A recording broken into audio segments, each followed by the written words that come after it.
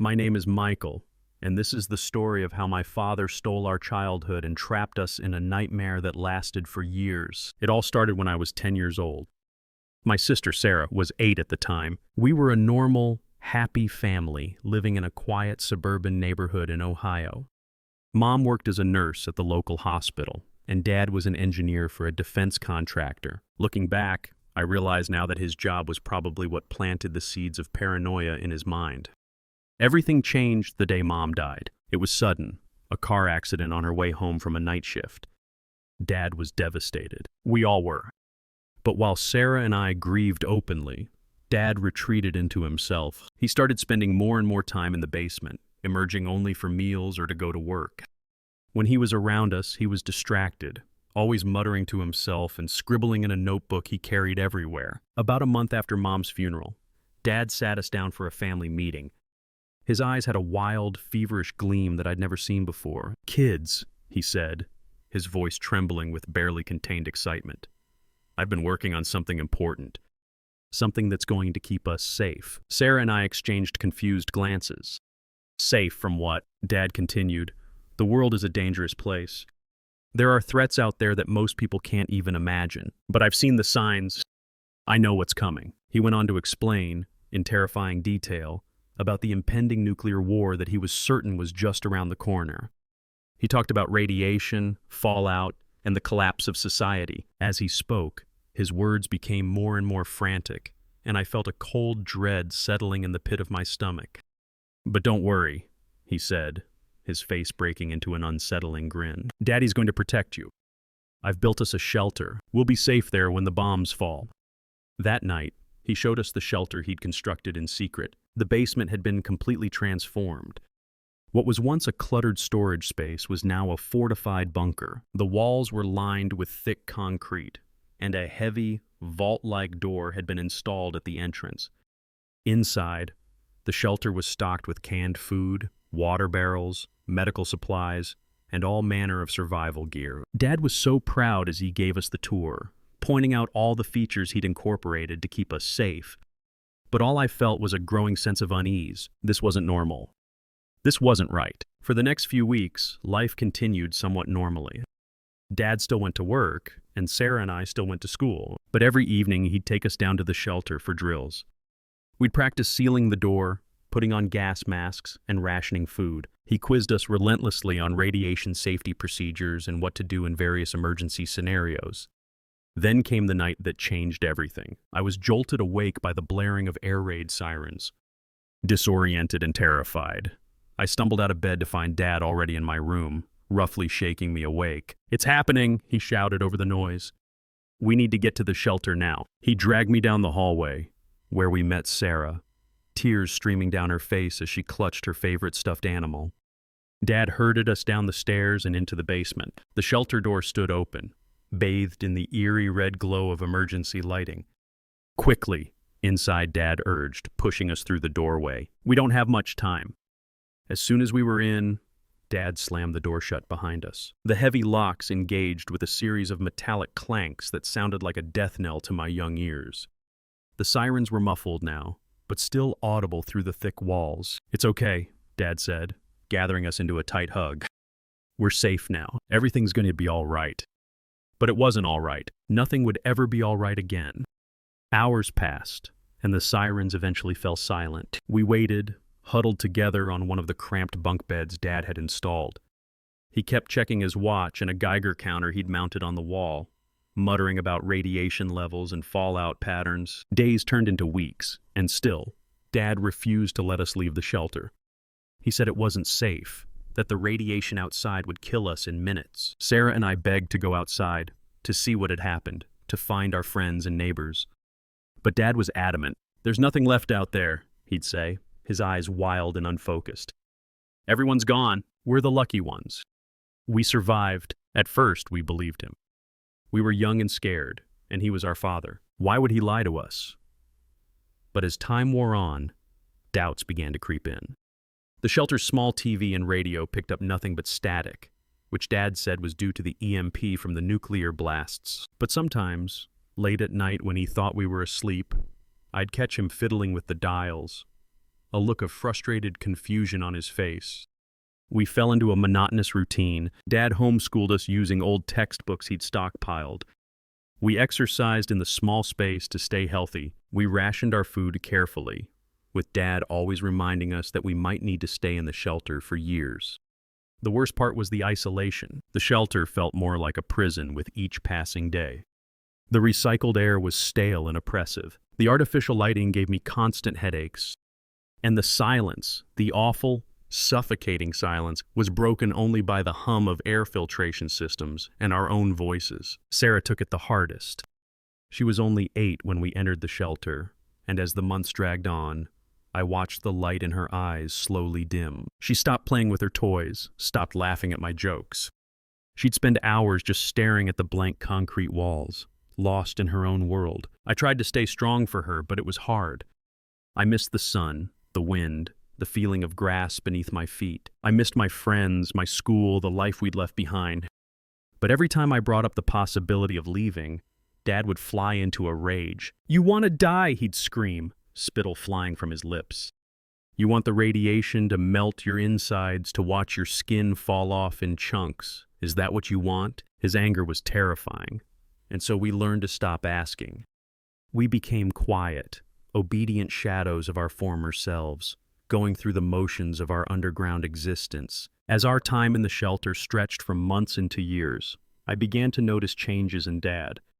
His paranoia, already intense, seemed to worsen. He'd spend hours poring over his notebooks, muttering about conspiracy theories and hidden threats. Sometimes, I'd wake in the night to find him standing over our beds, just watching us sleep with an unreadable expression on his face. He became obsessed with conserving our resources, implementing stricter and stricter rationing. Our meals shrank to meager portions that left us constantly hungry. He said it was necessary, that we needed to prepare for the possibility of staying in the shelter for decades. But there were inconsistencies that I couldn't ignore. Sometimes, I'd noticed that the labels on our canned goods were newer than they should have been, given how long we'd supposedly been in the shelter. And once, I could have sworn I heard distant traffic noises while Dad was in the shower. Sounds that should have been impossible if the world above had been destroyed. Slowly, a terrible suspicion began to form in my mind. What if there had never been a nuclear war? What if Dad had made it all up? The thought was almost too horrible to contemplate, but once it took root, I couldn't shake it. I began to watch Dad more closely, looking for any slip-ups or signs that might confirm my suspicions. And then, one night, I saw something that changed everything. It was late, well past the time when Sarah and I were supposed to be asleep. I'd woken up thirsty and was about to get some water when I heard the unmistakable sound of the shelter door opening. Peering around the corner, I saw Dad slipping out into the basement beyond, a duffel bag slung over his shoulder. My heart pounding, I crept after him. I reached the shelter door just as it was swinging closed and managed to wedge my foot in to keep it from sealing shut. Through the crack, I could see Dad climbing the basement stairs. For a moment, I stood frozen, unsure of what to do. Then, gathering all my courage, I eased the door open and followed him. The basement was dark and musty, filled with shadows that seemed to reach for me with grasping fingers. I'd almost forgotten what it looked like after years in the shelter. Carefully, I made my way up the stairs, my heart thundering so loudly I was sure Dad would hear it. At the top of the stairs, I hesitated. The door to the main house was slightly ajar, and through it, I could hear muffled sounds. Normal, everyday sounds that shouldn't exist in a post-apocalyptic world. The hum of a refrigerator, the distant bark of a dog, the soft whisper of wind through trees. Trembling, I pushed the door open and stepped into the kitchen of my childhood home. Moonlight streamed through the windows, illuminating a scene that was both achingly familiar and utterly shocking. Everything was normal. Clean dishes in the rack by the sink, a calendar on the wall showing the current year, years after we'd entered the shelter, a bowl of fresh fruit on the counter. The world hadn't ended. It had gone on without us, oblivious to our underground prison. I heard the front door open and close, and panic seized me. Dad would be back any moment. As quietly as I could, I raced back down to the basement and into the shelter, pulling the door shut behind me just as I heard his footsteps on the stairs above. I dove into my bunk, my mind reeling from what I'd discovered. The truth was somehow worse than any nuclear apocalypse could have been. Our own father had been lying to us for years, keeping us trapped in this underground hell for reasons I couldn't begin to understand. As I lay there in the dark, listening to Dad re-enter the shelter, I knew that everything had changed. The truth was out there, just beyond that steel door, and somehow, some way, I was going to find a way to get Sarah and myself back to it. But little did I know, my midnight discovery was just the beginning. The real horrors and the fight for our freedom were yet to come. Sleep evaded me that night. I lay awake, my mind racing with the implications of what I'd seen. The world above was alive, thriving, completely oblivious to our subterranean nightmare. Every creak and groan of the shelter now seemed to mock me, a constant reminder of the lie we'd been living. As the artificial dawn broke in our windowless prison, I watched Dad go through his usual morning routine. He checked the non-existent radiation levels, inspected our dwindling supplies, and prepared our meager breakfast rations. All of it a carefully orchestrated performance, I now realized, but for what purpose? What could drive a man to lock away his own children and deceive them so completely? I struggled to act normally, terrified that Dad would somehow sense the change in me. Sarah, sweet, innocent Sarah, remained blissfully unaware. I caught her eyeing the bland, reconstituted eggs on her plate with poorly concealed disgust, and my heart ached. How much of her childhood had been stolen? How much of mine? "Michael," Dad's gruff voice snapped me out of my reverie. "You're awfully quiet this morning." "Everything okay, son?" I forced a smile, hoping it didn't look as sickly as it felt. "Yes, sir. Just tired, I guess." He studied me for a moment, his eyes narrowing slightly. Had I imagined the flicker of suspicion that crossed his face? "Well, buck up. We've got a lot to do today. I want to run a full systems check on the air filtration units." The day dragged on, each minute an eternity. I went through the motions of our daily routine, all the while my mind working furiously to process everything I knew and plan our escape. But the harsh reality of our situation soon became clear. Dad held all the cards. He controlled the food, the water, the very air we breathed. And most crucially, he controlled the door. That night, after Dad had gone to sleep, I carefully shook Sarah awake. Her eyes, still heavy with sleep, widened in confusion as I pressed a finger to my lips, signaling for silence. Quietly, I led her to the far corner of the shelter, as far from Dad's bunk as possible. "Sarah," I whispered, my heart pounding, "I need to tell you something important. But you have to promise to stay calm and quiet, okay?" She nodded, fear and curiosity warring in her expression. Taking a deep breath, I told her everything. About sneaking out of the shelter, about the untouched world I'd seen above. With each word, I watched the color drain from her face. But that's impossible," she stammered, her voice barely audible. "Dad said." "The radiation." I know what Dad said. I cut her off gently. "But he lied to us, Sarah. I don't know why, but he's been lying this whole time." Tears welled up in her eyes, and I pulled her into a tight hug. "What are we going to do?" she sobbed into my shoulder. "We're going to get out of here," I promised, trying to sound more confident than I felt. "I don't know how yet, but we will. We just need to be patient and wait for the right moment." Little did I know how long that wait would be, or how high the cost of our freedom would climb. The next few weeks were a special kind of torture. Every moment felt like walking on a knife's edge.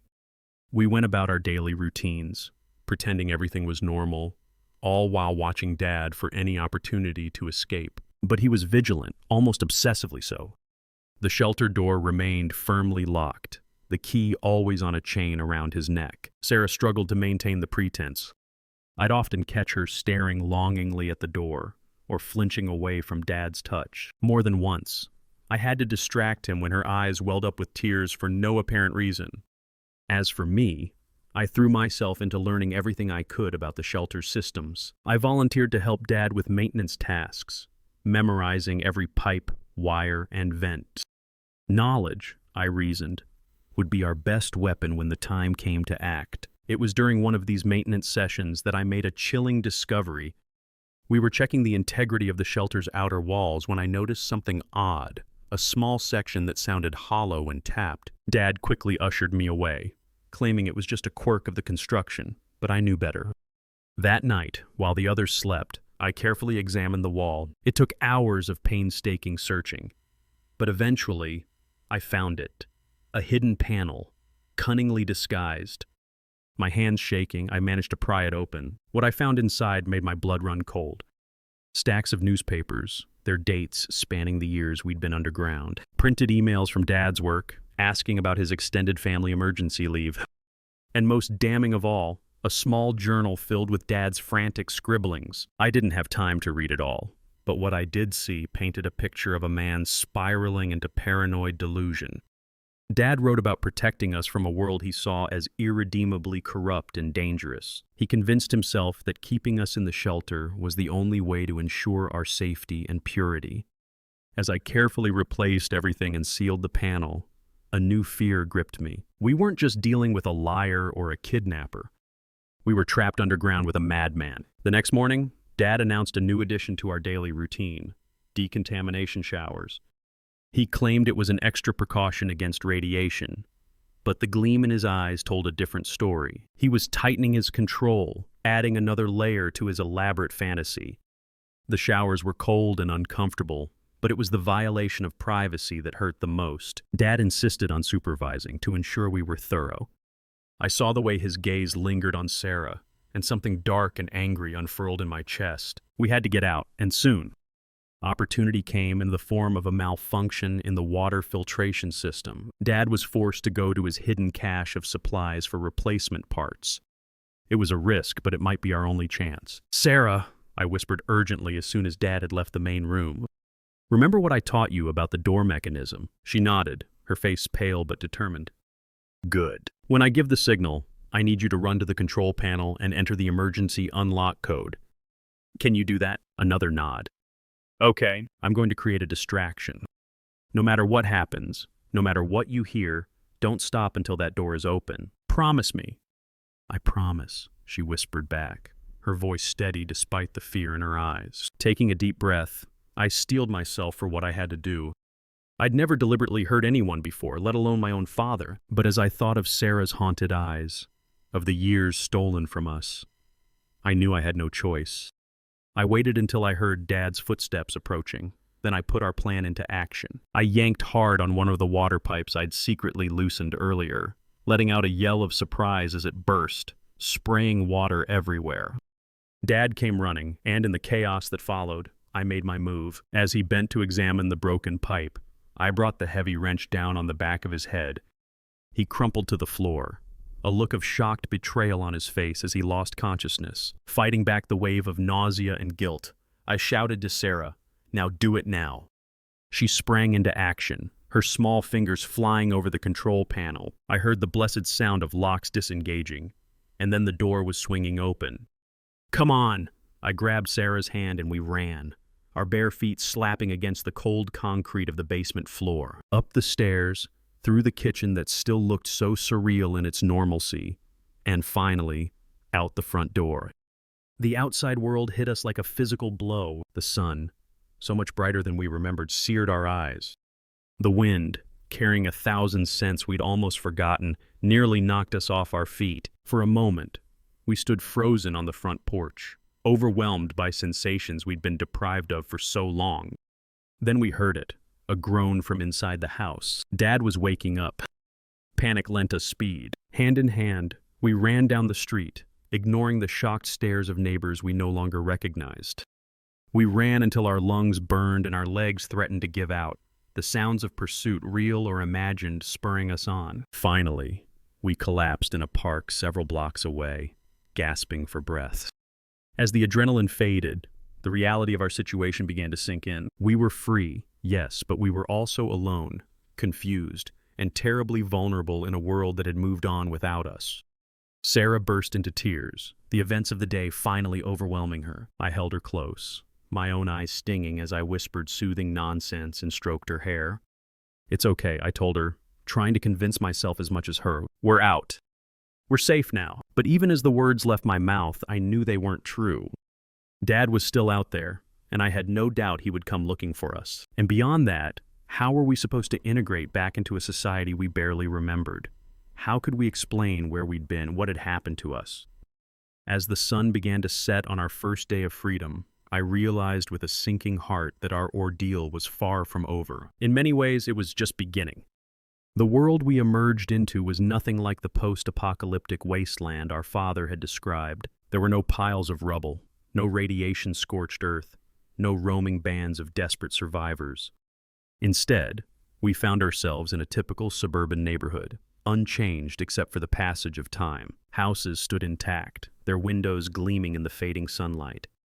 Neatly trimmed lawns stretched out before us, the scent of freshly cut grass almost overwhelming after years of recycled air. In the distance, we could hear the familiar sounds of modern life, cars humming along roads, the faint chatter of a television from an open window, a dog barking at some unseen disturbance. It was jarringly, terrifyingly normal. As we stumbled through this alien, familiar landscape, the full weight of our father's deception crashed down upon us. There had been no nuclear war, no worldwide catastrophe, no reason for us to have been locked away all these years. The realization was almost too much to bear. Sarah's grip on my hand tightened. "Michael," she whispered, her voice trembling, "why would Dad lie to us like that?" I had no answer for her. The enormity of what had been done to us was beyond my comprehension. How could a father willingly imprison his own children, robbing them of years of their lives? The man I thought I knew seemed to crumble away, leaving behind a stranger whose motives I couldn't begin to fathom. We made our way through the neighborhood, flinching at every car that passed, every person we saw in the distance. To them, we must have looked like wild creatures, barefoot, wide-eyed, dressed in the simple, utilitarian clothes we'd worn in the shelter. More than once, I caught sight of curtains twitching as curious neighbors peered out at us. As night fell, the temperature dropped, and I realized we needed to find shelter. The irony of the thought wasn't lost on me.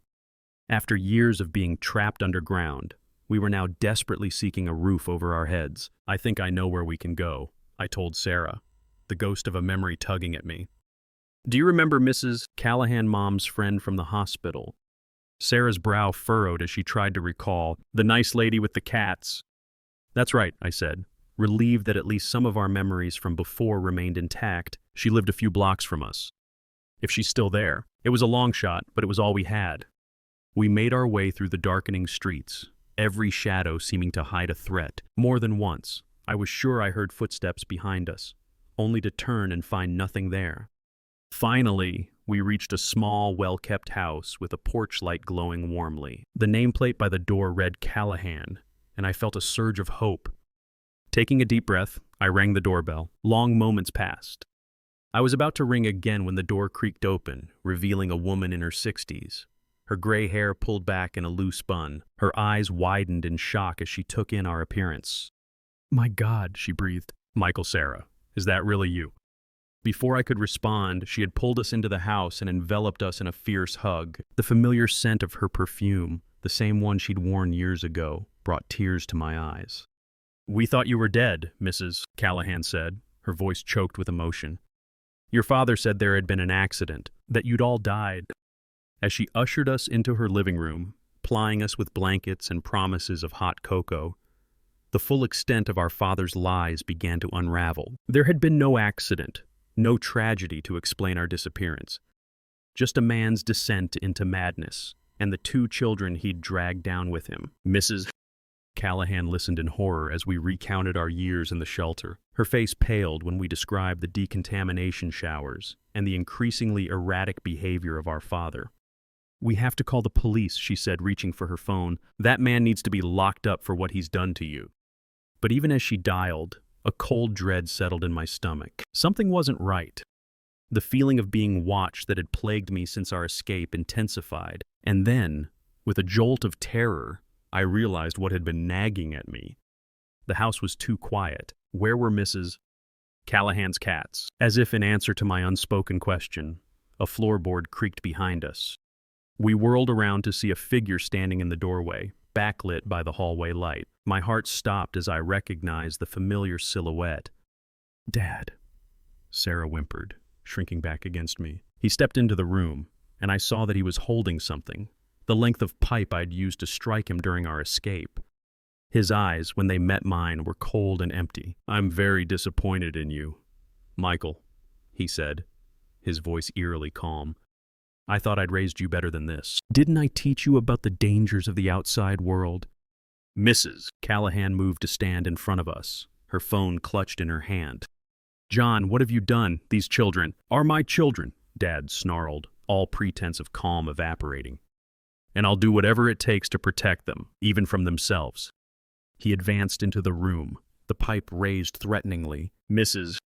Callahan stood her ground, but I could see her trembling. "Run," she hissed at us.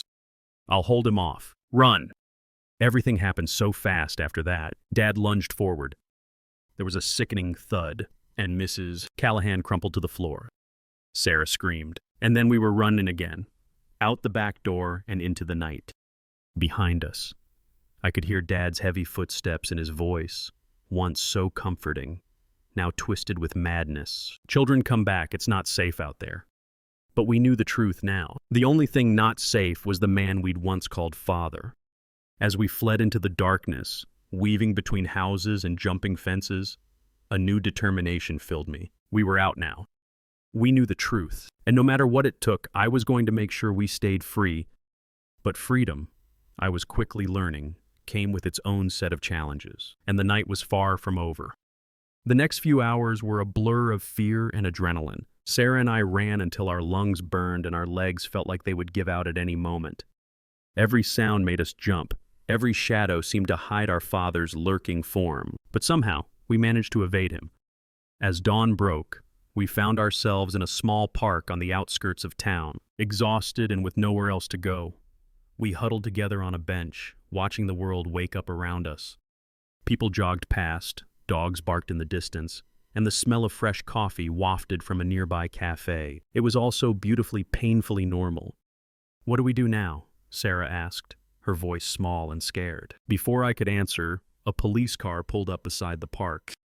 2 officers got out, their eyes scanning the area before landing on us. My heart raced, but I forced myself to stay calm. This was what we needed, help from the authorities. As the officers approached, I saw recognition dawn in their eyes. They'd been looking for us. What followed was a whirlwind of activity. We were taken to the police station, where gentle-voiced detectives asked us questions about our time in the shelter. Social workers were called, and all the while, the search for our father intensified. They found him 3 days later, holed up in an abandoned building on the edge of town. He didn't go quietly. In the end, it took a team of negotiators and a SWAT unit to bring him in. The man they arrested bore little resemblance to the father we once knew. Wild-eyed and ranting about protecting his children from the corrupted world, he seemed more monster than man. The trial was a media sensation. Our story captivated the nation, sparking debates about mental health, parental rights, and the long-term effects of isolation. Experts were brought in to explain our father's descent into paranoid delusion. Some painted him as a victim of his own mind, while others condemned him as a monster. For Sarah and me, it was a painful process of reliving our trauma in the public eye, but it was also cathartic. Each testimony, each piece of evidence presented, helped to dismantle the false reality our father had constructed around us. In the end, he was found guilty on multiple charges and sentenced to life in prison. As they led him away, he looked at us one last time. "I only wanted to keep you safe," he said, his voice breaking. It was the last time we ever saw him. The years that followed were challenging. Sarah and I had a lot to catch up on. Years of education, social development, and life experiences that had been stolen from us. We underwent intensive therapy, learning to process our trauma and adjust to life in the real world. It wasn't easy. There were nightmares, panic attacks, and moments when the outside world felt too big, too overwhelming. Simple things that others took for granted, like going to a crowded mall or watching fireworks on the 4th of July, could trigger intense anxiety for us. But slowly, painfully, we began to heal. We learned to trust again, to form relationships with others. We discovered the joys of simple freedoms, the feeling of rain on our skin, the taste of fresh fruit, the simple pleasure of choosing what to wear each day. Sarah threw herself into her studies, making up for lost time with a voracious appetite for knowledge. She's in college now, studying psychology with a focus on trauma and recovery. She wants to help others who have gone through similar experiences. As for me, I found solace in writing. Putting our story down on paper was terrifying at first, but it became a way to exorcise the demons of our past. This account you're reading now, it's part of that process. But even now, years later, there are moments when the old fears creep back in. Sometimes, I wake up in the middle of the night, convinced I'm back in that underground prison. In those moments, I have to remind myself that it's over, that we're safe now. Yet a part of me wonders if we'll ever truly be free. The shelter may have been a physical place, but its walls still exist in our minds. We carry it with us, a secret bunker built of memories and trauma. And sometimes, in my darkest moments, I catch myself checking the locks on the doors, scanning the horizon for mushroom clouds that will never come. Because the most terrifying truth I've learned is this: the real fallout isn't radiation or nuclear winter. It's the lasting impact of a parent's betrayal, the half-life of trauma that continues long after the danger has passed, and that, I fear, may never fully decay. So if you're reading this, remember the most dangerous lies aren't always the ones we're told by others. Sometimes they're the ones we tell ourselves to feel safe.